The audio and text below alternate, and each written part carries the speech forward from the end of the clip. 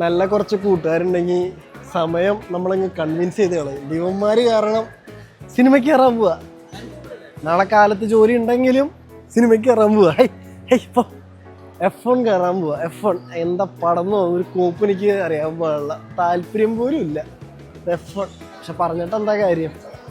ഇവന്മാര് മനുഷ്യനെ അങ്ങ് ഇമോഷണലി ഡാമേജ് ചെയ്ത് അങ്ങ് അവിടെ മറ്റേ യൂഷ്വൽ ഡയലോഗുകളില്ലേ, നമുക്കിവിടെ കൂടെ സമയം ചിലവാക്കാൻ പറ്റില്ലല്ലോ, മറ്റേത് മറിച്ചത് ഒക്കെ ഇട്ടാകെ സെറ്റാക്കി കളഞ്ഞു. അവസാനം അവന്മാരുടെ കാശിന് നമ്മൾ സിനിമയ്ക്ക് കയറുന്നു. കാശ് പക്ഷെ തിരിച്ചയച്ചു കൊടുക്കണം. അവനാണ് കൺവിൻസിങ് സ്റ്റാർ, കൺവിൻസ് ചെയ്ത് കളഞ്ഞു. ആകെ മൊത്തത്തിൽ ഇനിയിപ്പോൾ F1 കയറണം. എന്താ ഒന്ന് കണ്ടറിയണം. എടാ റോബി, എങ്ങനെയാണ് നീ ഇങ്ങനെ കൺവിൻസ് ചെയ്യണേ? ഭയങ്കര കൺവിൻസിങ്.